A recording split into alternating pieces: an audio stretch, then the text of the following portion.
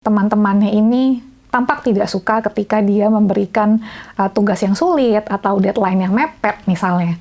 Dia sebagai atasan jadi bingung. Jika dia tidak menuruti deadline itu, atasannya yang nggak seneng. Tetapi ketika dia menuruti deadline itu, bawahannya yang nggak seneng.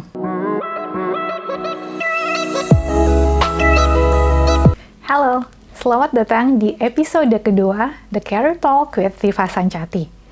Dalam episode kedua kali ini, aku akan membahas mengenai harus nggak sih kita berusaha menyenangkan semua pihak dalam berkarir? Kalau bisa, bagaimana caranya? Kalau nggak bisa, bagaimana cara mengatasinya? Tonton kelanjutannya supaya kamu bisa dapat jawaban dari semua pertanyaan itu ya. Jadi awalnya, aku kepikiran untuk membahas topik ini karena curhatan salah satu sepupu aku. Dia ini manajer baru di timnya, dan dia bilang ke aku bahwa ketika dia mulai mendapatkan promotion sebagai manajer, pekerjaan yang lebih sulit itu bukan pekerjaan secara teknis, tapi pekerjaan dia dalam mengatur orang-orang yang ada di bawahnya. Dia bilang sangat sulit untuk dia bisa menyenangkan semua pihak. Ketika dia melakukan sesuatu, bisa saja hal itu disukai oleh atasannya, tapi tidak disukai oleh bawahannya. Dia tuh jadi bingung, sebenarnya dia ini harus memihak yang mana, ya? Atau mungkin gak sih dia menyenangkan atasannya juga, menyenangkan bawahannya juga, menyenangkan semua stakeholders yang ada di perusahaan. Waktu itu langsung dengan tegas aku jawab bahwa it's not our job to make everyone happy at work. Ya, kita tidak digaji untuk menyenangkan semua orang yang ada di perusahaan. Kenapa? Karena itu mustahil. It's simply a mission impossible. Mau kita sepintar apapun, secanggih apapun, sejago apapun, mau kita sudah punya 100 tahun pengalaman kerja sekalipun, kita tidak akan pernah bisa menyenangkan semua pihak. Jadi, kalau memang itu sesuatu yang mustahil untuk dilakukan oleh siapapun, buat apa kita repot-repot mencoba menyenangkan semua orang? Iya kan? Buat apa kita menempatkan diri kita di posisi sulit di mana kita merasa harus menyenangkan semua orang? Pada kesempatan itu, sepupu aku ini juga bercerita betapa dia mengalami kesulitan untuk mengatur teman-teman yang kini jadi bawahannya.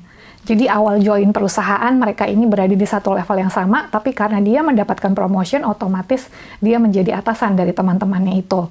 Dia bilang teman-temannya ini tampak tidak suka ketika dia memberikan tugas yang sulit atau deadline yang mepet misalnya. Dia sebagai atasan jadi bingung. Jika dia tidak menuruti deadline itu, atasannya yang nggak seneng. Tetapi ketika dia menuruti deadline itu, bawahannya yang nggak seneng. Akhirnya lama-lama dia merasa seperti kehilangan teman-teman baiknya juga, teman makan siangnya dia bilang.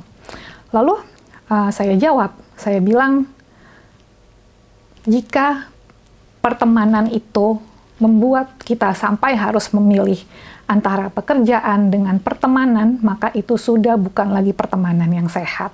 Ya, teman yang baik di kantor memahami bahwa tidak seharusnya mereka mendorong kita, meletakkan kita dalam posisi yang sulit untuk memilih antara mereka dengan pekerjaan. It's not supposed to be like that. Jadi, jika kamu memberikan tugas kepada anak buah kamu yang sebenarnya memang tugas itu harus mereka kerjakan, dan mereka tidak suka, dan karena tidak suka kamu tidak lagi diajak makan siang, that's fine. Ya, kamu kan memang digaji untuk bekerja, untuk menyelesaikan suatu pekerjaan, bukan untuk mencari teman. Itu dulu yang harus dipahami. Jadi dulu banget pernah ada bos aku yang pernah bilang bahwa kita digaji untuk memberikan kontribusi, untuk memberikan manfaat dan bukan untuk mencari teman. Jika along the way kita berhasil mendapatkan teman, maka teman itu hanyalah bonus. Awalnya saya nggak paham kok, bos saya itu statementnya menyedihkan sekali ya gitu. Emang apa salahnya bekerja sekaligus mencari teman? Tapi setelah saya sendiri mulai duduk di level jabatan yang lebih tinggi, saya menyadari bahwa memang benar tidak semua orang bisa menjadi teman yang baik untuk kita di dunia kerja. Jadi ketika kita bekerja sebagai atasan mereka, maka jalanilah peran kita sebagai atasan. Lakukanlah yang terbaik walaupun hal itu beresiko membuat kita tidak lagi disukai oleh mereka. pada akhirnya teman yang baik akan dapat memisahkan antara hubungan pribadi dengan hubungan profesional. Oke? Setelah berkarir selama 12 tahun lamanya, saya juga mulai menemukan banyak sekali contoh pemimpin-pemimpin yang berusaha untuk menyenangkan semua orang, sehingga akhirnya dia malah stres sendiri. Ketika dia ngomong dengan satu orang, dia akan menyetujui pendapat orang itu, walaupun belum tentu pendapat orang itu tuh sesuai dengan pendapat pribadinya dia. Tapi nanti saat dia bicara dengan orang yang berbeda, dan pendapat dari orang yang kedua ini berbeda dengan orang yang pertama, dia akan menyetujui juga pendapat orang yang kedua. Walaupun dia pribadi tidak sependapat dengan pendapat orang yang pertama dan pendapat orang yang kedua. Kalau kayak gitu kan, kesannya ya, secara gampangnya aja, itu kan seperti orang yang tidak punya pendirian. Ya, ngomong sama A, dia bilang A, ngomong sama B, dia bilang B, padahal pendapat pribadi dia itu C.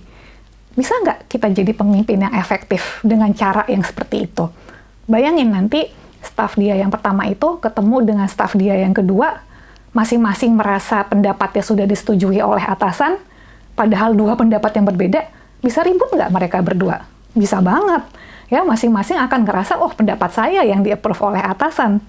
Nah, kalau sudah kayak gitu kan akhirnya kinerja tim jadi terganggu. Bukan salah orang pertama, bukan salah orang kedua, tapi salah atasannya yang pelin-pelan. Atasannya tuh ingin stafnya yang satu itu senang, staf yang kedua juga senang, ya udah. Akhirnya demi menyenangkan semua orang, ujung-ujungnya ya nggak ada yang senang juga gitu. Nah, dari situ saya belajar. Semakin cepat kita menyadari bahwa kita tidak bisa menyenangkan semua orang, semakin cepat pula kita belajar menjadi pemimpin yang efektif. Pemimpin yang efektif itu seperti apa? Yaitu pemimpin yang bisa memimpin timnya agar bersama-sama berhasil mewujudkan target yang diberikan oleh perusahaan. Itulah pemimpin yang efektif. Dan kembali lagi ke contoh yang tadi saya berikan. Bisa nggak kita jadi pemimpin yang efektif yang berhasil mencapai target tepat waktu dengan kualitas yang juga memuaskan jika kita sedikit-sedikit berganti keputusan hanya demi menyenangkan semua orang? Ya jelas tidak bisa. Yang ada kita hanya buang-buang waktu saja. Oke? Jadi pahamilah itu bahwa tugas kita sebagai pemimpin adalah menjadi the effective leader dan bukan menjadi the people pleaser. Kemudian yang terakhir, pasti kalian bertanya-tanya dong, kalau kita tidak bisa menyenangkan semua orang, ada nggak sih cara untuk meminimalkan ketidaksukaan orang lain atas keputusan yang kita ambil? Ada. Caranya bagaimana? Yaitu dengan memberikan penjelasan tentang mengapa kita mengambil keputusan tersebut. Contoh, kalau kita nyuruh tim kita untuk lembur, jangan cuma bilang kerjain ini harus selesai malam ini. Jelasin juga kenapa sih pekerjaan itu penting, kenapa mendesak, dan kenapa harus malam ini juga. Demikian juga sebaliknya, jika atasan memberikan deadline yang tidak masuk akal, ya, yang kalau kita kerja 24 jam pun tidak akan selesai, ya bilang aja alasannya gitu ya. Sebutkan fakta dan datanya tentang mengapa tidak mungkin pekerjaan itu bisa selesai sekalipun tim kita kerja lembur sampai pagi. Nah, dengan kita menjelaskan alasan itu, hopefully kita bisa membuat orang lain memahami rasionalitas di balik keputusan kita itu. Jadi bukan keputusan yang dibuat semata-mata berdasarkan ego kita, tapi sudah dibuat berdasarkan pertimbangan yang matang. Ya, dan kalau kita udah melakukan itu, kalau kita udah menjelaskan, apakah semua orang pasti akan mengerti? Bisa juga iya, bisa juga tidak. Ya, tergantung orangnya masing-masing. Tapi ya sudah, yang penting kita sudah melakukan porsi kita untuk menjelaskan. Kalau orang lain tetap tidak bisa terima, balik lagi tadi, kita memang tidak bisa menyenangkan semua orang, and that's okay. There's nothing wrong with that. Ya, lakukan hal yang benar, walaupun hal yang benar itu tidak selalu tampak menyenangkan di mata semua orang. Oke? Demikian episode kedua dari The Career Talk with Rifa Sancati.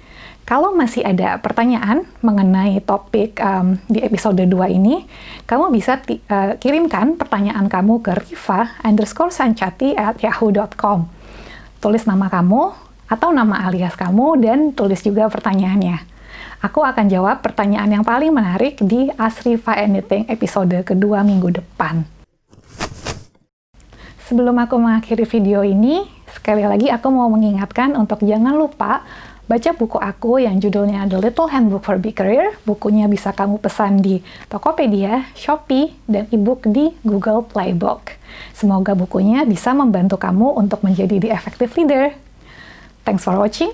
Jangan lupa like dan jangan lupa subscribe. Bye-bye.